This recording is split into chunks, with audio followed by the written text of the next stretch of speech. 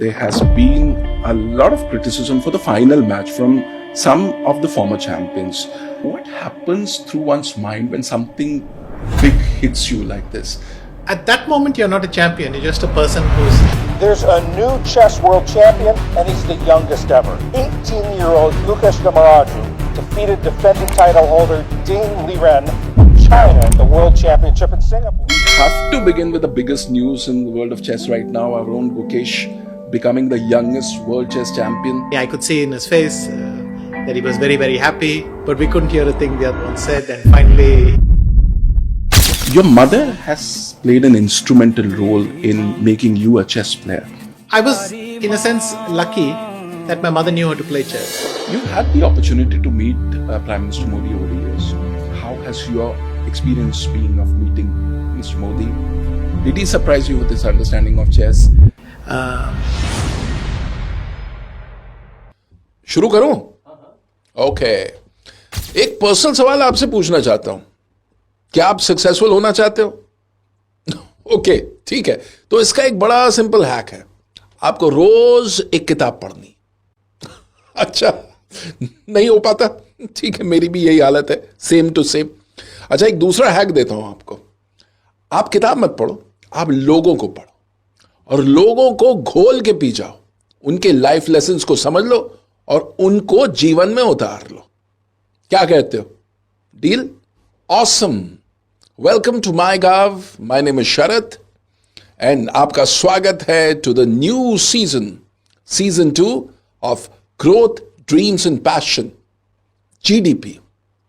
Editor साहब, नया episode शुरू हुआ है, नया सीजन शुरू हुआ है, जरा ड्रामेटिक इफेक्ट के साथ लोगो शो को दिखाइए।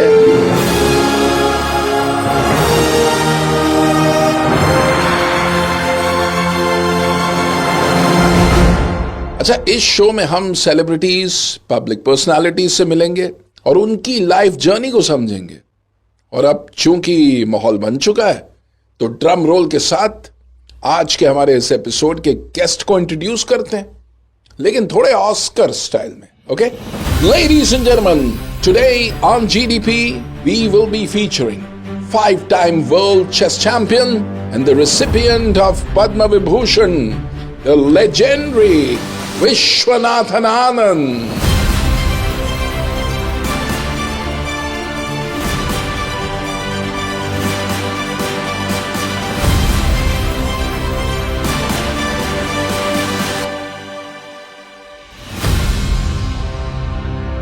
Welcome to the podcast, Vishi. And we have to begin with the biggest news in the world of chess right now. Our own Gukesh becoming the youngest world chess champion. It's a monumental moment for our nation. I would like to know that, did you get a chance to speak to him? How did the conversations go?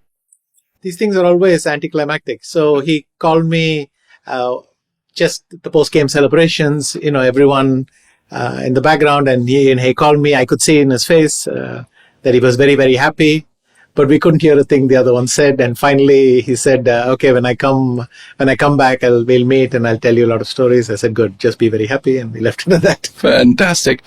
What happens through one's mind when something big hits you like this?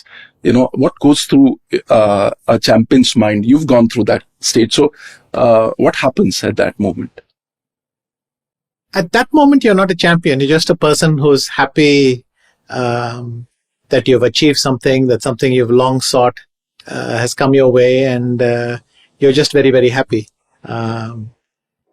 There's also some disbelief. I think everyone will have some disbelief. My God, this thing we dreamt of, it's finally happened. I can feel it. Yeah. So, you've been witness to the meteoric rise of Gukesh. As a mentor, you've had a ringside view to his life. When was that moment when you felt that this kid is special? It was clear to me from the beginning that he was very talented. But, between talent and accomplishment, there's a lot of ifs and buts. Yeah. Looking back now, what amazes me is that he managed everything so fast. First cycle, he gets through all the qualifying stages, everything. And he's... wins the candidate's first attempt, and then wins the world championship first attempt. And he's the youngest ever world champion in history. Was before that the youngest ever challenger in history. These kinds of things are pretty special. So what can I credit? I think essentially the qualities were there. He And what always were had those the dedication. He had that focus. But it seems that he even had even more of it than we could realize. Wow, amazing.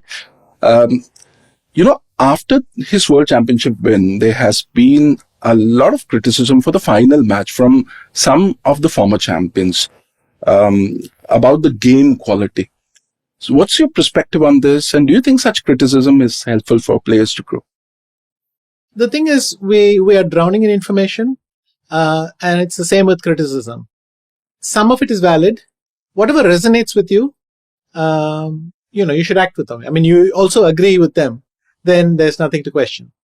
But these days, 90% of everything is clickbait. Yeah, that's true. And probably it's helpful to have a certain amount of skepticism and incredulity when you read anything. So, I mean, we live in a media environment. Everybody has to be sensational to be noticed. Unfortunately, it just comes with the territory. Great.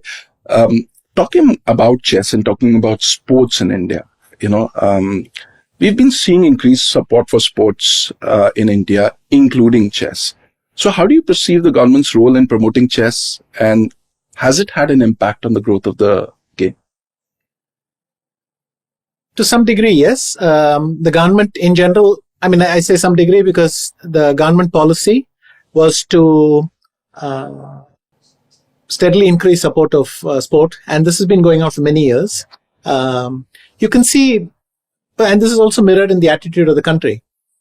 India nowadays is much more open to sports. It's much more open to sports people. Also, the first question is not, okay, but after this, what are you planning to study or where are you planning to work? We recognize sport as a career and endeavor in itself. We enjoy following many, many more sports. We're more of a sporting nation. And the government has played a very big part in this, both in the budgetary allocations, of course, the awards, the support. These things help a lot. But also in the willingness to work with other people in sports, not duplicate efforts, but coordinate and work together. In general, it's true for chess, but also broadly for sports in India, that our attitude has never been this positive towards sports. On top of that, I would compliment the government and especially the Prime Minister and most of the government for meeting with people who have had success and, giving that a little bit of recognition. All these things also matter. Does that mean a lot to sportsmen when they meet the Prime Minister or head of a state? Yes, when you you feel special. You feel that this is an acknowledgement by my country that they appreciate what I did. Because after all, you're doing some sport. You don't know how many people, how they relate to it. And this is a symbol of what it means, that, your achievement means a lot to them. But it's also something they can take back home and everybody else is also impressed. And it gives them that share with everyone. Feel good feeling. Yeah, absolutely. Now, let's talk a bit about your journey, Vishy. Your mother has played an instrumental role in making you a chess player. Can you take us back to those early memories and some anecdotes that are very close to your heart? So I was, in a sense, lucky that my mother knew how to play chess. Because 50 years ago, 45, let's say, there was no way to refer or look up stuff as easily as today. Yeah. The environment is different. You had to go to maybe that one library or a couple of libraries where maybe you could find the rules of chess or something. So typically in those days, a family member was the person who taught you how to play chess. That's true. In many cases, fathers. In my case, my mother.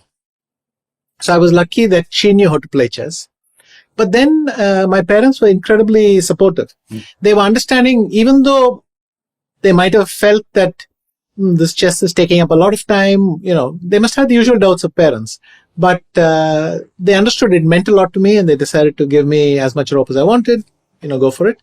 And that's very helpful because nothing discourages you, like the feeling that your family isn't fully with you. Yeah. So that's important. But my mother was very, very, she was really in touch with everything. She would accompany me to many, many tournaments. She would when I joined my first chess club, she came along, made sure everything's okay, put me in the chess club because she knew I'd be coming often, things like that. And I'll give you one story. My father went for an Asian Development Bank project in Singapore, It was with in railways. Manila, in the Yeah. Philippines. Mm. And he, we had to live for 1 year in the Philippines, Okay. which means we had to recreate kind of what my interest and all. But I remember my mother, the moment we landed after a few days, we went, I could join some tennis programs again so that I could get back to my tennis, and I could also rejoin my chess. And on top of that, the Philippines then was kind of booming in chess. Mhm. So they had this daily TV show where they would show a game played in some corner of the world. Okay. Again, remember that transmission of information wasn't instantaneous in those days. So this was a big deal. Yeah. You got to see a game from some part of the world, and they would explain to you some of the mysteries of it. And at the end, they would always have a puzzle. They would give a puzzle for the viewers to solve. Okay. The viewers would send in their entries. They would look at every entry, take all the correct ones, put them in a box, and then randomly pick one winner. And that winner would be invited to the next show, To the studios. to the studios, and you could take a chess book as a gift. Oh, okay. So, very, very nice. So but I was in school when this program was happening. It was happening in the mid-afternoon, like 1 o'clock, 2 o'clock. Were you? I was 6, 7. Okay. And so when I came back from school, I found that my mother had watched the program, recorded everything, all the moves, Okay. and recorded the puzzle. So we would play through the game. She'd show me, this is the game, this is what he said about here, here, here. Then we would solve the puzzle together and then send off the entry. Okay. So we did this for a while. Eventually, you get picked a few times. So you go once to the studio, go a second time thing. And then they understood I was not only a regular at watching the shows, a regular at winning the prizes. And famously, they told me, it'd be better if you didn't try to solve too many more because people think you're the only one. You're the only viewer. But please, since you won so many, please come to our library and help yourself. Take, 20 books and go. Oh, wow. So, like a kid in the candy store, I pulled out all these books, and still, I remember I have many of them still. Oh, really? These old chess books. They were fantastic information 40 years ago. Wow. And I look back with a lot of pleasure at these books. I learned a lot from them. And so it's a nice story, but it also tells you, my mother was doing all the other things, but she would still block an hour to watch the show and make sure that I didn't miss anything. So she was probably the single reason that I got into chess. Wow. and everything. And my dad was very supportive, very helpful, but he was not a chess player. Mm-hmm. I remember once he came to a tournament because my mother couldn't come, so he Okay. was deputed. But he was nervous as to what he, And no clue. what should he, how do you motivate me? What should he say? What would I react well to, badly to? And so my mother gave him some tips. Somehow he managed, and that was my second national championship, so he didn't do too badly. Yeah, absolutely. Another person who's become iconic is Gukesh's father, and I think Gukesh's father has played a big role in his upbringing. And apparently, I was researching that again, like your father, his knowledge of chess is limited. So, his advice or tip to Gukesh is that play your pieces well. That's what I heard. So, how's his relationship? You've got an opportunity to meet him. Yes, with both Gukesh's parents, and you can say this in general. Over the years, I have come to see that Indian parents are willing to go that extra mile. Of course, nothing remarkable of this. Parents all over the world do this, but it's beautiful to see parents supporting their kids like this. And in Gukesh's father's case, he has put his own medical career on ice. He does a bit here part-time, but he's more or less, they went all in on this. They just said, we're going to, and Gukesh's dad was traveling everywhere with him to make it as easy for him. And Wow. fantastic. Absolutely. This nickname, the Lightning Kid, How did it stick to you? How did it happen? So there was a person in the club called Kameshwaran.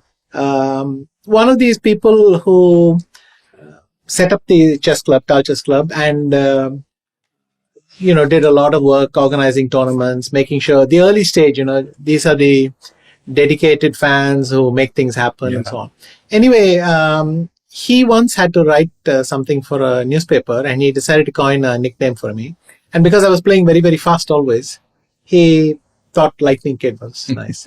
And that name kind of stuck. Are you also quick with making life decisions? Does that also translate into your life? I'm quite impulsive. And let's say my chess decisions have a higher success rate. Great. Super. In your professional chess journey, Vishy, what are the toughest challenges that you faced? And, moments where you must have thought of giving up and then you overcame it. Any such memories or anecdotes? I was very lucky in a sense. I mean, what are the moments that you might question your decision? You would do it in the 10th standard exams. Yeah. 10th standard, another moment when you suddenly think, should I do this? 12th standard. And then when you finish university. I was kind of lucky that at the moments when you might hesitate the most, in 10th, I became national champion for the first time.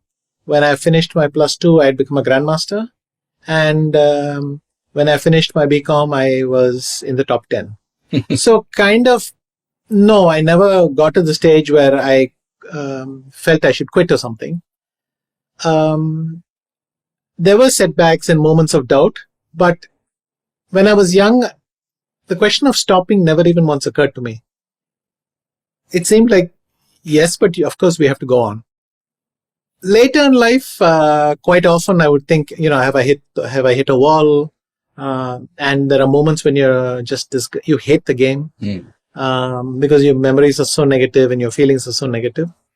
But usually stopping for a month, not looking at any chess for a while, going on a holiday, for instance, something like that. Always you found that your mind wiped the slate clean and you could come back and Start restart afresh. So there were often moments when the thought crossed my mind, but never seriously thought of acting on it. Okay, great. You've played countless matches, Vishy. If I were to ask you to close your eyes and relive that one game which you think defined Vishy Anand, which one would it be? There is no real such game. Your best moments are so scattered, and even your worst moments are quite scattered through your career. But I think either my victory in the World Championship in Delhi, Tehran, or the second one in Mexico, and then my first match in Bonn. Yeah. One of these three, I think, would be a kind of highlight. Super. Your wife has been a constant part of your journey, and you've often credited her for your success. What is that one thing that she's taught you that chess couldn't?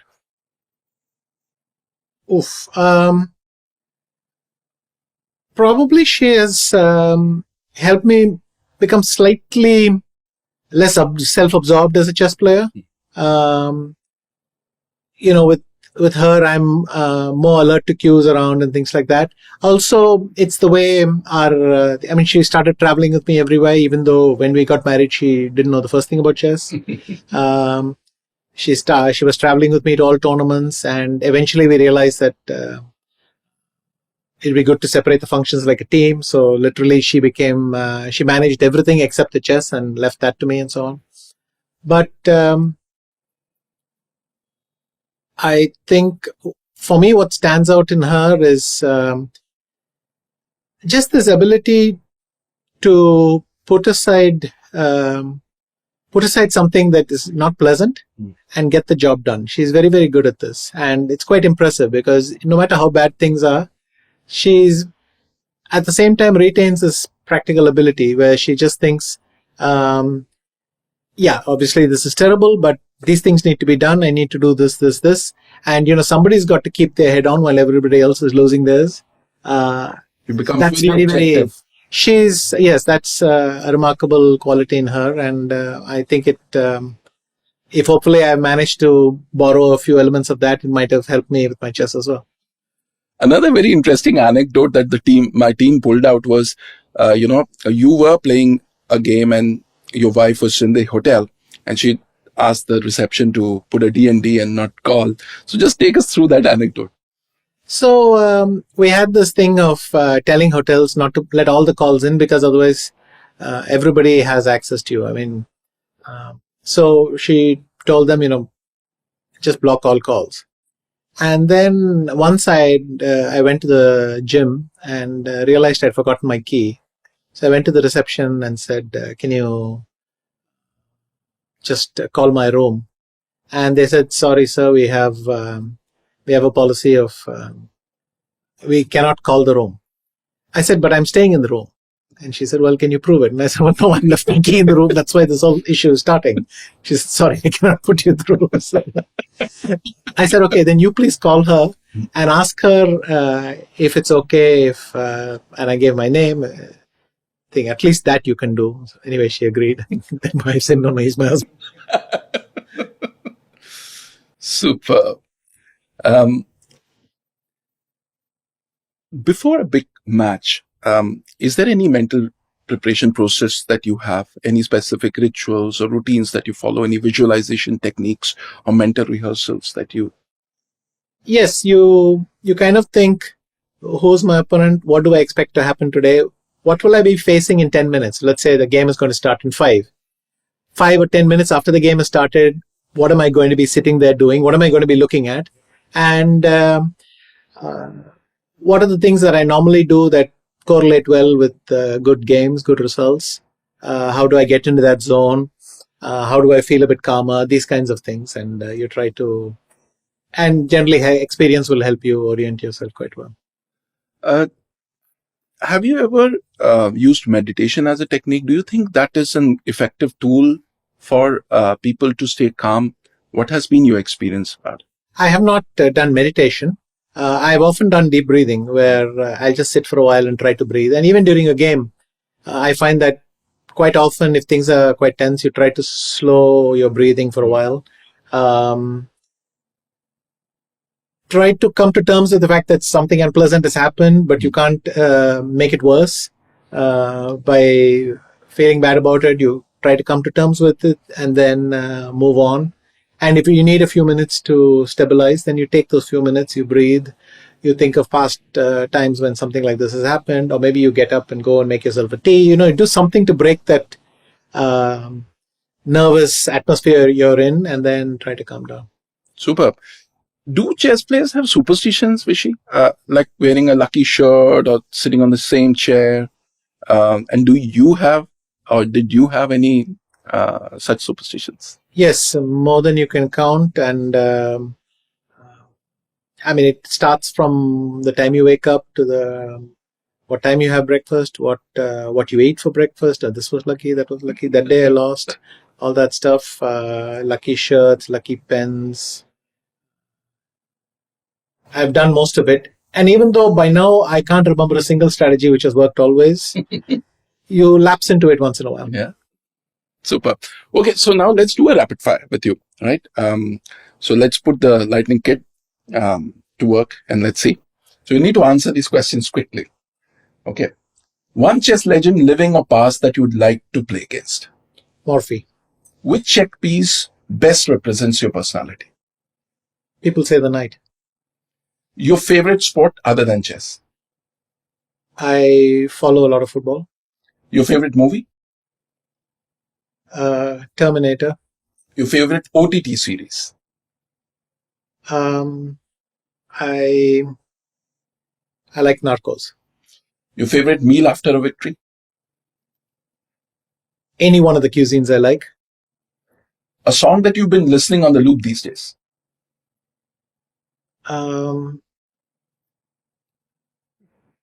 These days I find I often get back to some ABBA once in a while. Oh, nice. One thing that you do for fun that people would not expect a chess grandmaster to do? I think it's impossible for a chess player to do what people expect them to do. That's a nice one. We have to do a lot more because they put us into such a small box. Anyway, go on. Super.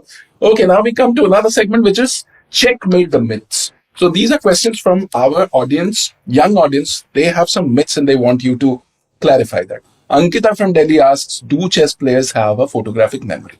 Excellent question. Yes and no. Our memory is often photographic, but it's contextual. You can't show me any position and I will retain all the elements. But if you show me a position that I can make a story out of, then I can reconstruct the position effortlessly. So it's not photographic. It's more a story. You see, this was played by this person. Now I remember. Yeah. That kind of thing. Super. Also, there's this very interesting anecdote that I came across where there was a power outage, in middle of a game, and you used your, memory and you just navigated through that game. Do you remember that? Yes, it was in Sofia in 2010, and I understood that in a sense you can get up, but I understood I could just sit at the chair, or I think the arbiter suggested we move somewhere else. I don't remember whether I did or how long it lasted, but I remember that I could simply keep thinking of the position, so I did. Oh, interesting. Varun from Pune asked, is it true that you anticipate your opponent's move 10 steps ahead? That's the plan. When it happens, it's very good. Okay. Kirti from Hyderabad says, how do chess players stay focused and avoid getting bored while staring at the same chessboard for hours and hours? Very easy. We don't stare at the same chessboard for hours and hours. Our mind wanders. You think about food, you think about girls, you think about, or in their case, boys, or you think about movies, you think about a joke your friend said. Imagine yourself studying for an exam. That's what chess players are going through. But then you guys are then good actors because these emotions never show on your face. Yes, that's good. But I think there are telltale signs when a chess player's mind has wandered elsewhere. Now, talking about wandering, Sneha from Chandigarh asks that do chess players experience a brain fade where they completely lost focus and forget their next move? Does that happen? Yes, very often. Yeah. In fact, losing the thread or making a move which you were considering, but you had rejected, but then you suddenly make it in the end. All these kinds of things happen very often. Okay. Ajay, Raga from Bhopal has a very interesting question. Do you feel a bit sorry for the pawns, or do you think they are just cannon fodder in your grand strategy? Do you feel bad for the pawns? I don't connect to my pieces individually. Okay. I don't think of them as having personalities or anything like that at all. They are all there, and if what's remaining at the end, I win. That's it. So, no, I don't relate to that at all. Okay, great. We move to our next segment. This is called This or That. So we all know your love for cuisine, various kinds of cuisine. So we have Indian cuisine here, different dishes, and you need to choose between them, right? So here we go. Rajma chawal or aloo ke parathe? That's a tough one, but parathas are. Okay, aloo ke parathe or masala dosa? Funnily enough, masala dosa is my least favorite dosa, so I would still go with that. Aloo ka paratha. Okay. I like many other kinds of dosa, but not that one. Okay. Aloo ka paratha or chole bhature? Chole bhature. Chole bhature or idli? Depends on mood. Okay. Chole bhature or vada pav? Vada pav. Vada pav or curd rice? Curd rice. Curd rice or sambar rice? Curd rice. Curd rice or rasam rice with potato poriyal? I'll put some curd on it. Super. Fantastic. Okay, next question is from Aditya from Chennai. He is a big fan of yours and Samay Rehna, and he says your collaboration with Samay is super dope. A typical Gen Z guy. He loves the banter that you had, and he wants to know what are your views on Samay Rehna and what is the role young YouTubers like him play in popularizing chess and making it cool. I think fundamentally what they do is expand the ability of chess to reach different audiences. And I think the genius of Samay is his ability to keep the audience engaged while still discussing chess. this is a problem many intellectual fields face. In maths, they always say every equation you put into a book halves your buyers or something like that. And they have these jokes. But basically, the thing is, how do you convey a concept? How do you explain what's happening without intimidating them?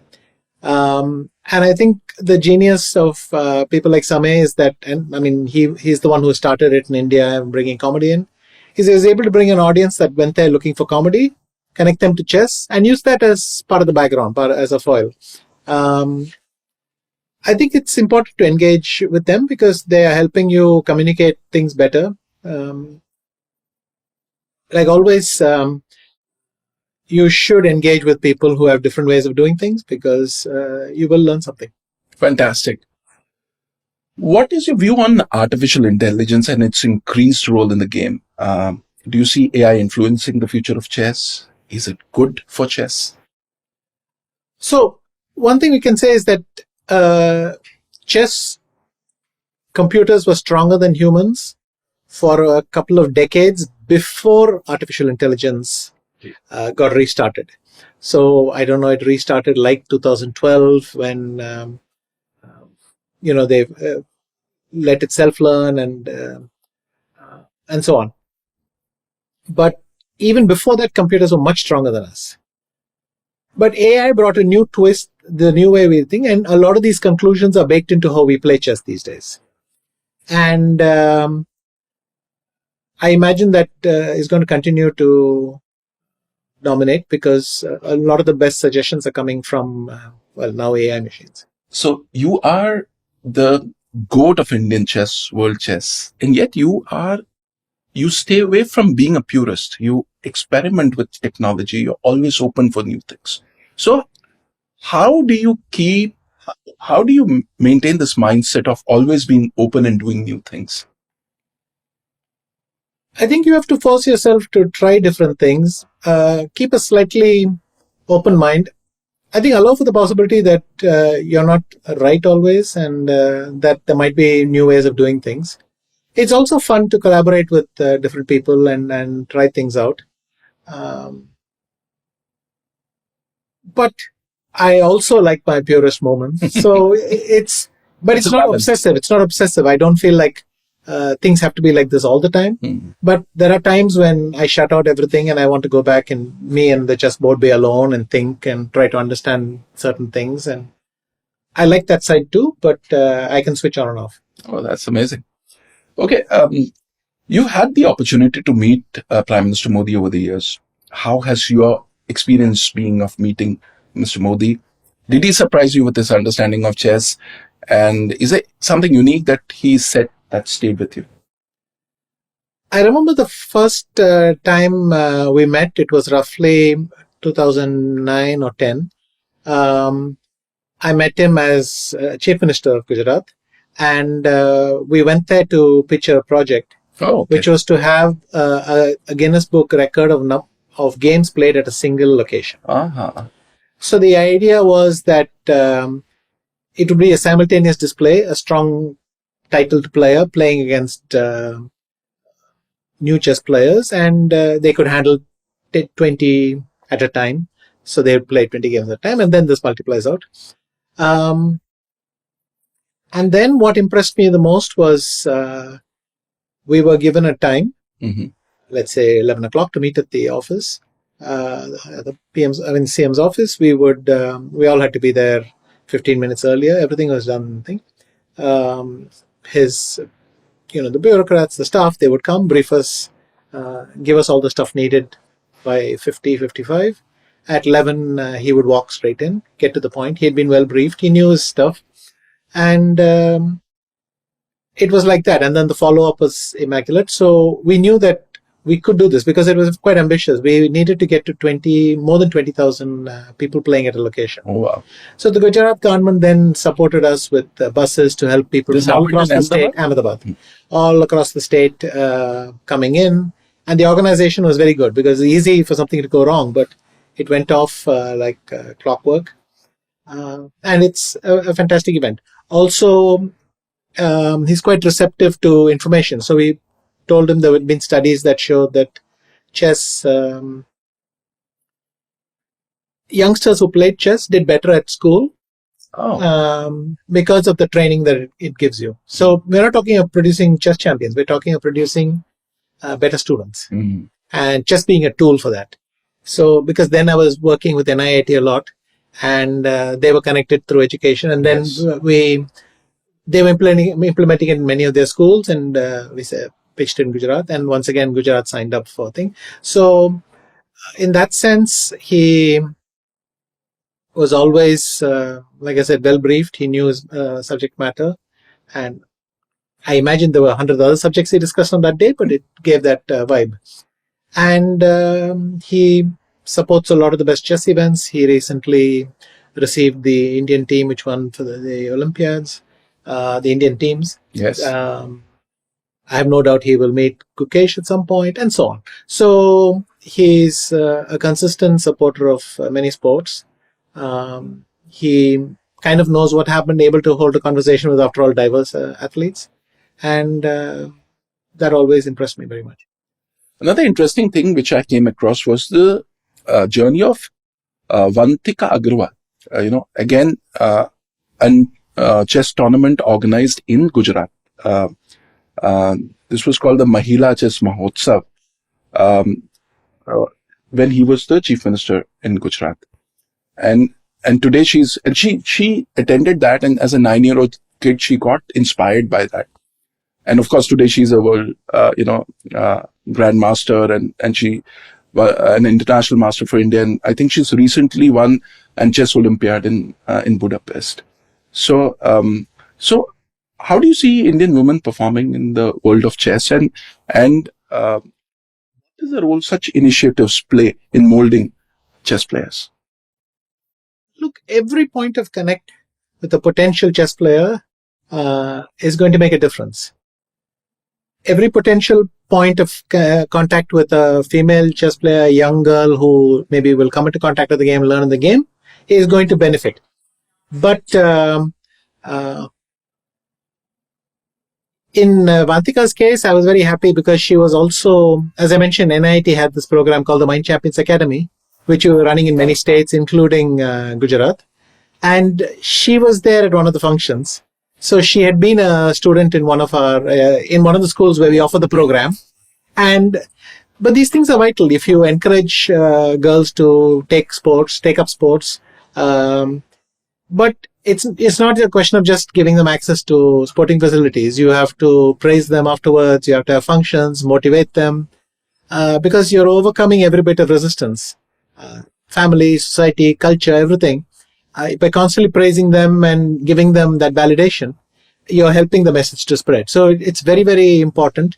I'm glad that Vantika has gone on to do so well, and that will reflect well on the idea of continuing to expand. Because unfortunately, in chess, like in every other sport, boys out participate girls. So we need more girls participating in sports, and I hope very much in chess. Super. Talking about the chess culture, one anecdote was very interesting, and I thought I'll share it with you when I meet you. In 2001, Modi ji had visited Baku, Azerbaijan, and it was the home to 8 chess grandmasters, including Kasparov. And he was inspired by the fact that how chess was deeply integrated into the local culture, and realized that children in Baku were way more intelligent due to the exposure to chess. And in 2009, when he became the chief minister, he made chess mandatory subject in district schools. So your thoughts on this? Yes, one of the points we presented also was connected to chess in schools. And I'm then sure some part of his brain remembered, wait a minute, in Baku, they made that connection. And so but in a sense, it was nice to engage with the supportive government, and then, which went on to implement the project. But yes, I think these are very healthy initiatives. We have a desperate need for Indian youngsters, not only city, urban, but also rural, to have sports facilities, have the time to play them often, and have the societal support and encouragement to play it often, because that needs to become. So we have come a long way, but we have just way more to go. And this point about chess actually helping you in your life journey, can you just give some practical examples of how they've helped you, or you've seen that helping people in navigate their lives? Obviously, we'll start at the top. The biggest difference it makes is it forces you to think before making a decision. And then it doesn't allow you to take back your decision. It's irreversible. That's a very good habit, which I've often seen that very often before whatever I do, I like to think of the implications. Now, my thinking in chess is, of course, better than my thinking in everything else because I've studied it more. Yeah. And the more you study, the better your decisions will be. We can't pretend that this works everywhere, but the habit of forcing yourself to consider your options, forcing yourself to remember that your opponent will also make the best moves. Your opponent is not going to make the move we want them to play. They're going to make the move they think is best. And if you incorporate that into your thinking, it's a healthy brain training to approach decision. It also teaches you how to deal with a lot of amount of information, things like that.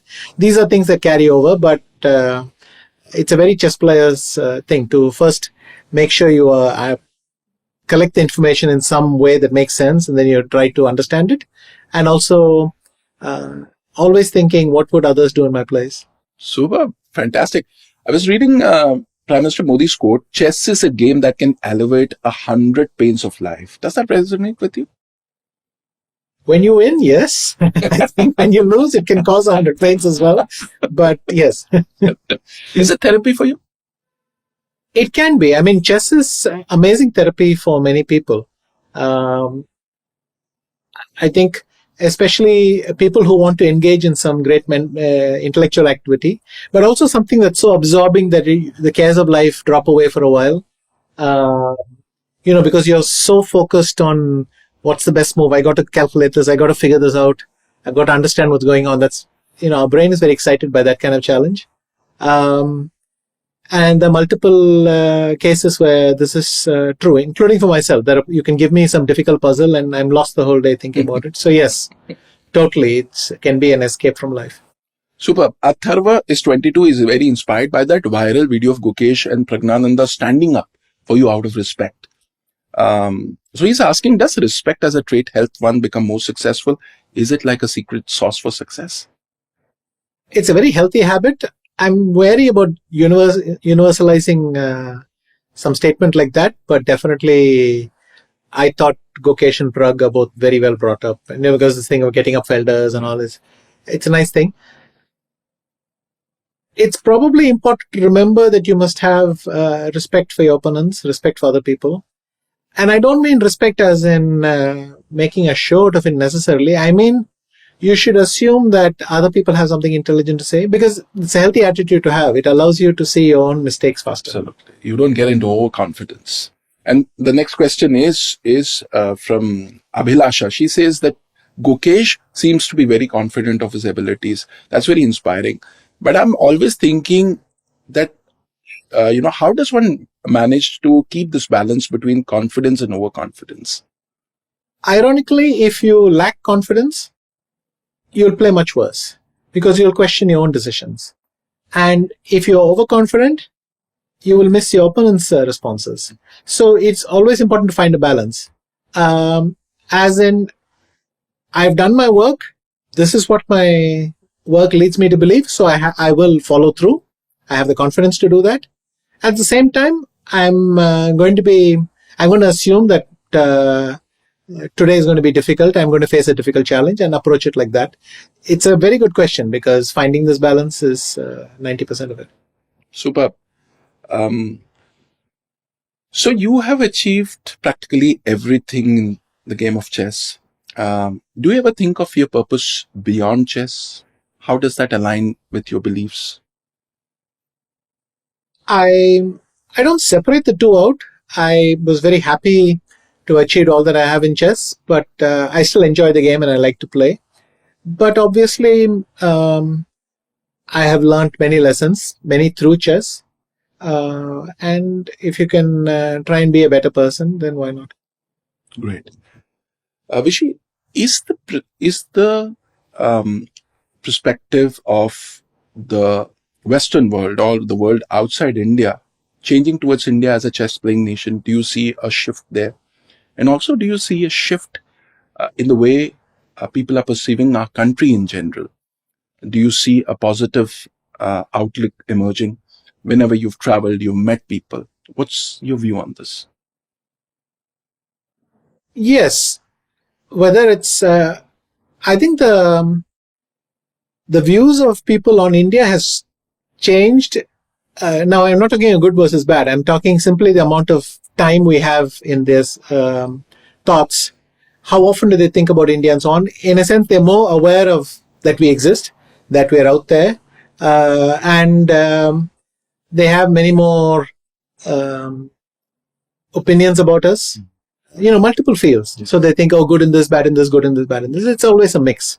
But we are definitely being noticed now. Yes, we are definitely being noticed now, and in chess, it's probably very positive, in almost intimidating, because they think, how many youngsters you have, kind of thing.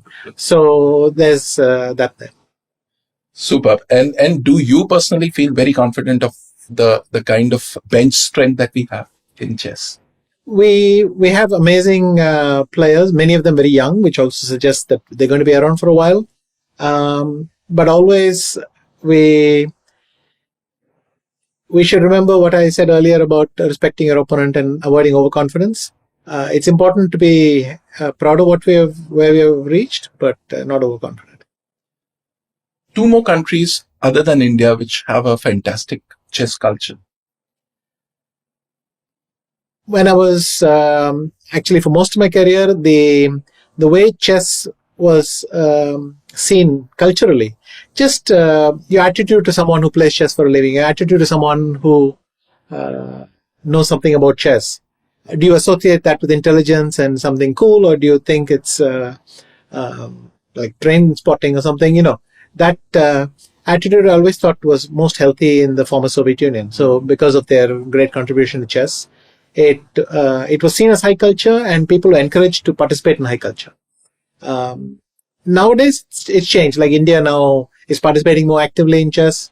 Now, I don't say that necessarily it's the same cultural loop, but it's nice when people, youngsters, everyone think, oh, you're playing chess. That's nice. Tell me something more. That curiosity, if it's there, it's great.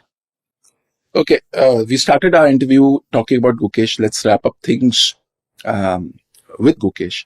Now that he's made history and he's the youngest world chess champion, is there anything that you never said to Gukesh in person that you'd like to say on this platform? Simply be happy. What else? What do you tell someone who's become world champion at 18? Superb. It's been an absolutely engaging conversation. I thoroughly, completely enjoyed this conversation. Thank you so much, Vishy. Thank you. You're a rock star. Thank you. Thank you. तो चलिए sum up करते हैं। Cricket में दुनिया में छाए हैं, chess में नंबर 1 भी आए हैं, कॉमनवेल्थ, एशियाड, ओलंपिक्स में मेडल भी बढ़ाए, ओलंपिक्स होस्ट करने का इरादा भी दिखाया है। क्यों? क्योंकि सरकार ने नई पॉलिसीज को बनाया है, बजट एलोकेशन भी बढ़ाया है, और जब फेलियर्स आन खड़ी हुई तो गले भी लगाए। मैं तेरे साथ खड़ा हूं कहकर हौसला भी बढ़ाया है। इसीलिए नया भारत हर जगह छा रहा है और आगे जा रहा है। तो चलिए जीडीपी का ये एपिसोड यहीं खत्म करते हैं। मैं शरत और हमारी जीडीपी की टीम जा रही है, लेकिन भारत का टाइम आ रहा है। जय हिंद।